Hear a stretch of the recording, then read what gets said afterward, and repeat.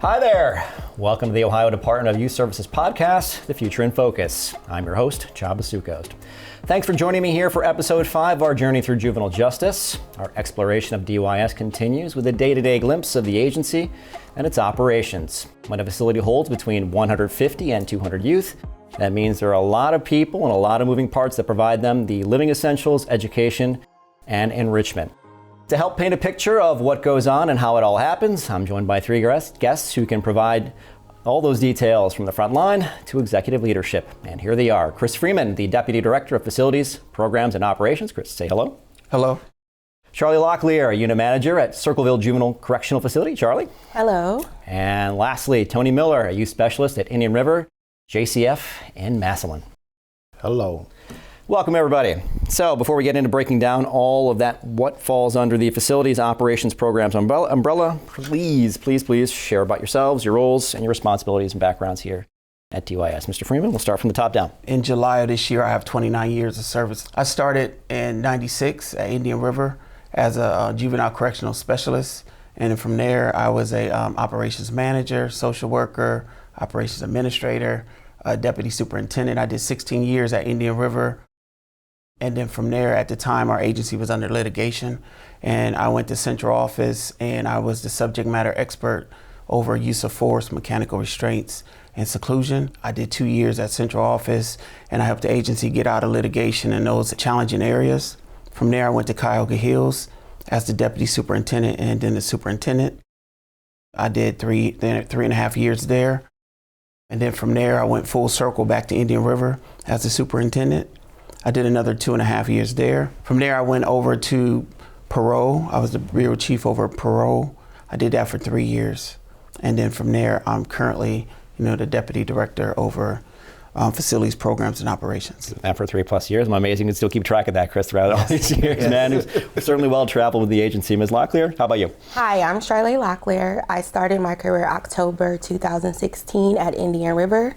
Mr. Freeman was actually my superintendent. Then I transferred a year later to Circleville Juvenile Correctional Facility, where I was a youth specialist for 6 years. And then I went into case management about 1.5 years ago, and I did that for 10 months. I really enjoyed that, which helped get me ready for unit management. And I've currently been a unit manager for about 9 months. Okay, so to get into all the details about the journeys you guys have had similarly. Mr. Miller, we'll leave it to you. I came through the door as a volunteer. I came in with my church, Breath of Life Tabernacle. Then it was a chaplain there, Chaplain Neil. He told me to put an application in. I put an application in. At that time period, they called me right back, came in, and I've just been having my time there, and I've been working as a correction officer for going on 9 years now. A lot of good foundational information right there. Speaking of foundational stuff, we'll start to break this apart now. So facilities, programs, operations, that obviously a lot going on there. Chris, why don't you break it down in terms of all that you supervise? So under facilities, programs, and operations, that's a large footprint of the agency. I oversee the Bureau of Security, the Bureau of Unit Management and Programming, medical services, education services, as well as the facility superintendents. So that's obviously varied in that sense. We talked about education, and behavioral health in a previous episode, where we talked about education. And an upcoming one as well. So for the time being, since we have the specialties and expertise in unit management, we'll just start with that right there. What is unit management? So unit management is a structured approach organizing and delivering services to our youth. It focuses on dividing a facility up into smaller units, which are managed by a dedicated team of staff. And here's a breakdown of what typically involves unit management. Multidisciplinary teams. There's assigned staff to each housing unit, which this team is designed to promote stronger relationships and more individualized attention for our youth. A daily schedule. A daily schedule is what we need in our lives, as well as our young man in our system. So that describes of kind of conditions of structure, consistency, and predictability. Lots of structure, lots of scheduling. I mean, when you're talking about 24-hour care, Lots of things, housing, school, food, just the bare essentials, but then we have the non-school programming, all that stuff right there. So best way to keep things on track is by keeping the train moving along as it is right here. So, when it starts to people who most directly with youth, Charle, you're kind of in that sweet spot where you're just above, the youth specialist, but you're still, coordinating stuff in between. So break down what happens, because, we're talking about 24 hours, typically broken up in 8-hour shifts. What goes on between first, second, and third shifts? Yeah, so first shift starts at 5:45. Our officers arrive to work and they attend roll call where they get a debriefing and their orders for the day. They go down to the housing units where they greet the young men, they serve them breakfast. After they're done with breakfast, they're going to complete their hygiene, they're going to have an opportunity to clean their rooms, and then they're off to school. So school kind of runs into second shift. Second shift starts at 1:45 for, once again, roll call, debriefing. Our officers receive their order, they're to the units. The kids are out of school about 2:30, and this is a very pivotal point because they have so much energy and they're like, what's next? So then we like to start our programming like large muscle reg or groups treatment with behavior health or case managers. The DYS is on unit are engaging them in small activities. They receive dinner at this point. They're also able to utilize phones. Visitors come in, so parents are able to provide that support to help with the multidisciplinary teams. And then third shift is very relaxed. The young men are in bed on general population units by 8:30, 9:15 by preferred housing. Third shift starts at 9:45. Roll call, debriefing, orders. They come to the units and the kids are in their room, so they're either relaxed or they're reading. Some of them are like very spiritually in tune, so you may walk by, you may see a kid praying, you may see a kid working on homework for the next day for school, or some of them are just resting. So that's our day-to-day first, second, and third shift. Okay, that's the overview of that. Mr. Miller, in terms of more the hands-on approach, as the youth specialist here, what all are you doing in these points? Obviously it varies between first, second, and third shift, but your general kind of demeanor, what are you doing with these kids on a regular basis throughout the day? By being a JCO, sometimes I have to work second shift, maybe third shift. But I wear multiple hats. And when I'm engaging with them, just making sure they're doing the right things. They going, programming, making sure they ain't bothering each other, you know what I mean, or having any problems with each other on the units. Mm-hmm. As a JCO, I'm just doing whatever I can to, to engage with them. It's just making sure they're carrying out each duty, everything they got planned for that day. Like she said, they got to go to school, got to make sure they lined up to go to school. Make sure they lined up, they got to go to lunch, I'm just making sure that they are doing exactly what they're supposed to do, teaching them accountability and responsibility, trying to help them grow as well. This is what it's all about when we at DYS, so they become better. I was going to say, I know it's a challenging age for anybody, teenage years or just kind of those rebellious years even, for kids, just like myself, just growing up, wanting to kind of just push the authority along those lines. And when you're working with these kids who can be, challenging just because of their just kind of like their energy, or just they're just trying to figure out where they want to be in life. What do you do to work with them and make sure that you give them that independence, but they're able to still kind of follow along and do their thing? When you're there, you're working with a lot of different personalities, different attitudes. Each kid do certain things. You just got to kind of figure out what they be doing, what they like, what they dislike, and work with them from there. Obviously, there's no two youth alike, no two people alike, so that obviously factors in that way. So we've got a sense of like youth specialists, unit management, just kind of the direct care in that sense. Now, peeling it back a layer, Chris, there's an entity that kind of helps orchestrate things in terms of logistics and whatnot. Tell me about operations. So operations, they're basically the engine that ensures the day-to-day execution of unit management runs smoothly, safely, and consistently. It provides the structure, resources, and oversight necessarily for unit teams to function effectively, and just ensure unit management focus on the who and the what of youth care and programming, while operations ensure the how and the when happens without fail. So what kind of roles, responsibilities fall under the operations umbrella? Operations are the doers. They're responsible to make sure kids are moving throughout the day. They're responsible for security. They respond to assistance calls. They make sure that the day-to-day schedule is being followed. They're responsible for institutional counts, movements, trips, all the operational stuff that needs to occur every day. Yeah, certainly the linchpin that keeps things moving. I was at Cuyahoga Hills recently with Missy Vatester, and it was just amazing to see her. I don't know if you guys ever seen in person. Yes. You have, obviously, in terms of people just going, when you have that switch in the school day, for instance, people going from one place to another. You've got basically like an 8-way traffic stop where everybody's just trying to go one way, trying to coordinate that stuff. It's like air traffic control. It's It's a remarkable sight to see. Check the YouTube channel that we just profiled there recently right there. So let's start planting the seeds. We brought up the notion of education. We'll get to that more and more into future episodes right here. But, Tony, when you're at Indian River, obviously you're responsible for getting kids to and from things. What kind of educational opportunities are at the facility over there? Oh, they have multiple educational opportunities there. Like they got the horticulture class. They can learn how to grow plants and things like that. They have workshop class, carpenter class, they can build things, library. I mean, it's so many things they can do there. It's just on them to try to absorb this stuff and actually want to go out and do it, They offering driver's classes, so you get their driver's license while they're there. You got to do your best to try to inspire them to want to do that, because a lot of them want to get it, but they just need that extra push. Yeah, a lot of times they just simply don't know what's out there. Just because I know when you have a limited understanding of the world, limited exposure to things. Right. There might be things out there you don't know that you might really like, but it's just a matter of kind of putting two and two together to make that work in that way. Exactly. Anything for you two that you really like in terms of not necessarily just from an academic standpoint, but I know we're trying to build out a lot of programming. Ms. Locklear, I know you're very entrenched in that now with our graduate program. Mr. Freeman, anything in terms of like even obviously when we're talking about learning, it doesn't have to be just strictly academic. It doesn't have to be trade-wise. It could be I know behavioral health. We're trying to get them to learn certain ways to adapt and just kind of be everyday people in that way. I mean, I just think as staff, we're the parents.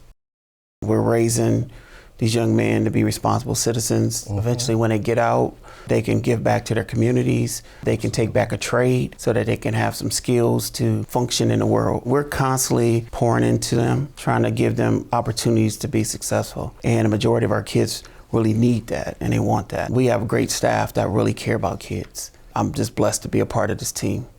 Charle, anything you want to add to that there?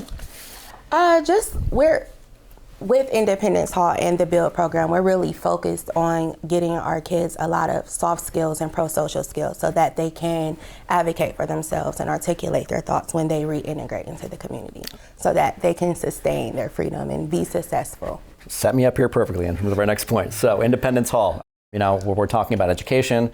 The goal of any of educational programming or kind of development is the idea of just growth. And we're talking about teens. One of those natural landmarks is that idea of independence you referred to. So you're in a very aptly named program called Independence Hall now. So tell us about it. Yeah, so Independence Hall is a new concept within Circleville, and it is a campus-based housing unit where we are really focusing on fostering an environment of community within the young men and allowing them autonomy to make decisions for themselves. They're doing meditation, they're doing workshops weekly where they're getting soft skills, where they're learning time management and critical thinking and co-regulating and self-regulating so that when they do return home, they're able to sustain. What's it like in terms of the collective there? Because I know that we're working on a lot of individual growth and development, but I know the idea of any kind of adaptation to the outside world is getting along with others, working on those shared environments, shared experience along those lines. So, so we do team building, and I like a hands-on approach with team building. So just almost like a coach aspect of a sports team, having them do like a lot of icebreakers or small exercises where they're relying on each other, they're working on each other to come up with an answer or a win. So that's how I like to approach the collective. It's a very diverse unit also. We have a lot of different races on the unit. Different ages too. Yeah, different ages also. So we're still developing and building, but I'm excited to see where we land. And I think it's a good opportunities for these young men. What's it like to be a part of something like this? Just because it's obviously very new. We never tried anything like this before. I imagine there's some anxiety, some excitement, just a lot of just unknowns, but just you're pioneering things potentially. There is a lot of anxiety because I'm a first-time supervisor and I'm helping develop something that could be life-changing for the agency and for these young men. And I want it to be great, so definitely I do a lot of researching, like I'm online, like looking up stuff and trying to figure out stuff like to mirror almost a campus of the boys going to school. We've also recently created new jobs for them that kind of mirror work study jobs. A lot of anxiety because I want to perform and I want to show up, and I want to change lives, which is what the agency is about, changing lives. And we all are, just because the way you guys keep moving up the ranks, it's very clear that it's, what you're doing is working well in that sense.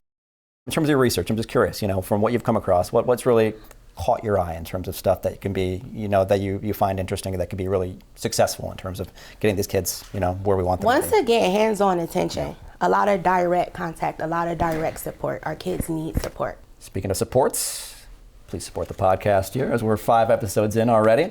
Progressing along as all of you are throughout your careers and working your way up the DYS chain. Chris, I don't know how much higher you can go. Basically just, one notch, I guess, at that point. But we're talking about, your individual honors, pilot programs, other initiatives. Obviously, a lot's going on this year. Moving forward, the whole mantra of this year, 2025, is to thrive in 2025. So I know we've got kind of implants of what we're doing and how we're getting along, but what else, whether it's individually, whether it's within your unit, whether it's within your facility, how else would you like to see us grow and thrive further in 25?